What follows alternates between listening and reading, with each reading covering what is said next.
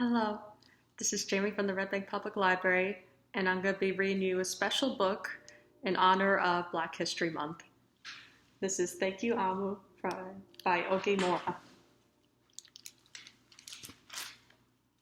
And she has these beautiful cut paper illustrations.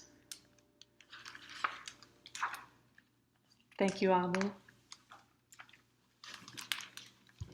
On the corner of First Street and Long Street, on the very top floor, Amu was cooking a thick red stew in a big fat pot for a nice evening meal. She seasoned and stirred it in and took a small taste. "What a delicious stew," Amu said. "Tonight's dinner will surely be the best I have ever had." With that, Amu put down her spoon and went to read a book before supper. As the thick red stew simmered on the stove, its scrumptious scent wafted out the window and out the door, down the hall, toward the street, and around the block until someone was at the door. When Amu opened it, she saw a little boy. "Little boy," Amu explained, "what brings you to my home?" "Well, I was playing with my race cart down the hall when I smelled the most delicious smell," the little boy replied. "What is it?" "Thick red stew." "Mmm, stew," he sighed. "That sure sounds yummy." Amu thought for a moment. She was saving her stew for dinner, but she had made quite a bit. It would not hurt to share. "Would you like some?" The little boy nodded. And so Amu spooned out some of her thick red stew from the big fat pot for her nice evening meal. "Thank you, Amu," the little boy said, and went on his way. With that, Amu closed the door and went back to her book. As she read, her thick red stew's scrumptious scent wafted down the window, out the door, down the hall, toward the street, and around the block until someone was at the door. When Amu opened the door, this time she saw a police officer. "Miss Police Officer," Amu exclaimed, "what brings you to my home?" "I was on duty down the street when I smelled the most delicious smell," Miss Police Officer replied. "What is it?" "Thick red stew." "Ah, stew," she said with her mouth watered. "That sounds mighty tasty." Amu thought for a moment. There was still enough to share. "Would you like some?" The police officer nodded. Once again, Amu spooned out some thick red stew from the big fat pot of her nice evening meal. "Thank you, Amu," the officer said, and went on her way. And so for the second time, Amu closed the door and went back to her book.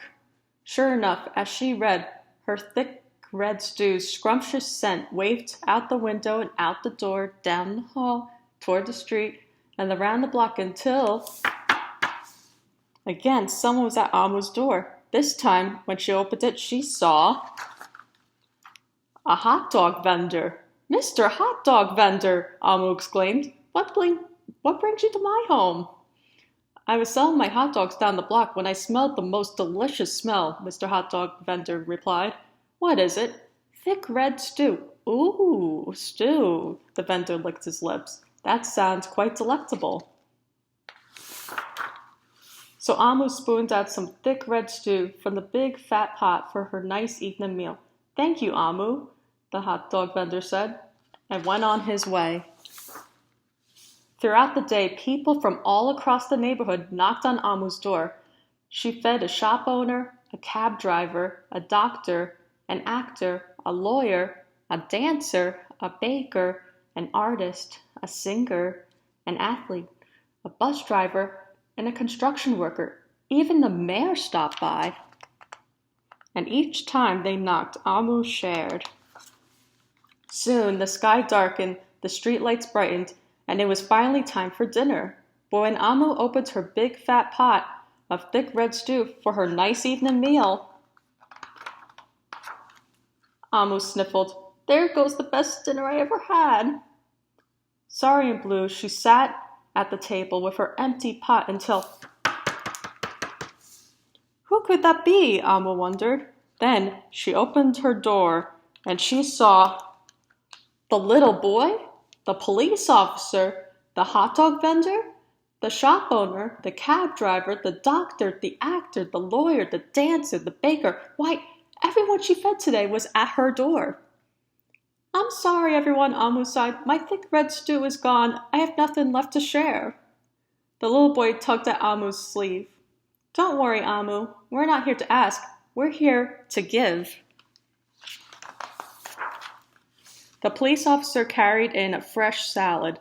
The mayor entered with a roast chicken. The baker brought a collection of sweet goodies.